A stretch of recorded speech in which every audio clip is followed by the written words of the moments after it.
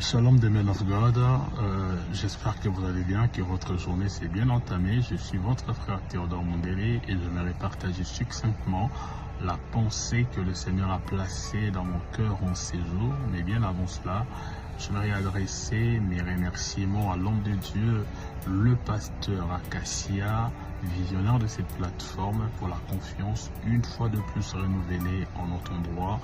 Et ceci étant dit, j'aimerais nous inviter à une courte prière. Adonai, merci de bénir ces moments. Je prie que ce soit un simple instrument, un canal entre tes mains que tu utiliseras à ta guise. Et je prie que tu tires gloire au travers de tout. Et ce, dans les noms de Jésus, nous disons ensemble Amen. La pensée que j'aimerais partager ce jour avec vous, je l'ai extrait dans première épître de Paul aux Corinthiens, chapitre 10, à partir du 1er jusqu'au 5e verset. Le premier verset, l'apôtre Paul exhortait le chrétien de Corinthe à ne pas ignorer ce qui arriva à nos pères qui marchèrent sous la nuée, qui mangèrent un aliment spirituel, qui burent un breuvage spirituel, mais cependant ils furent rejetés à la fin. Il leur demande de considérer ce qui arriva à leur père. Vous savez, les expériences des autres constituent des panneaux de signalisation qui nous évitent de prendre la mauvaise direction afin d'arriver à la mauvaise destination. Il est important de considérer aussi ce qui est arrivé aux autres, parce que si nous ignorons, nous sommes dans les dénis de ce qui est arrivé aux autres, nous deviendrons potentiellement des candidats du malheur qu'ils ont vécu, du jugement qui était abattu sur eux. Il les invite donc à prendre cela en compte, à ne pas l'ignorer. L'un des pires ennemis d'un homme, c'est l'ignorance. Et quand je parle de l'ignorance, des fois je classifie l'ignorance en deux.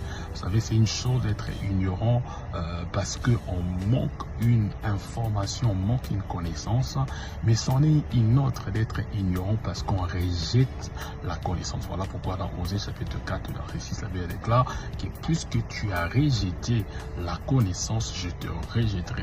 C'est l'une des formes la plus dangereuse de l'ignorance, c'est celle de rejeter une connaissance qui est mise à disposition. L'apôtre Paul invite donc les chrétiens d'Éphèse à ne pas ignorer ce qui arriva à nos pères au-delà des expériences surnaturelles qu'ils ont vécues dans le désert. La Bible déclare dans au verset 5 qu'ils ne furent pas agréable. Que nous servirait-il de vivre des expériences surnaturelles avec le Seigneur si un jour nous perdons l'espérance de la vie éternelle? Il est possible de vivre des expériences surnaturelles et perdre l'espérance de la vie éternelle. Et l'apôtre Paul insiste, il met le doigt sur le bon curseur, il insiste, il les invite à la vigilance, à la prudence, afin que le même sort qui arriva à nos pères ne devienne pas nôtre, parce qu'ils ne furent pas agréables à l'Éternel. Vous savez, la Bible déclare que sans la foi, il est impossible d'être agréable à l'Éternel. Cela veut dire que nos pères avaient manqué, ils ont perdu la foi pendant leur trajet, ils ont perdu la foi. En fait, il est possible de prêcher aux autres. Il est possible d'annoncer la bonne nouvelle aux autres. Il est possible de prêcher le miracle aux autres. Il est possible de vivre des expériences surnaturelles.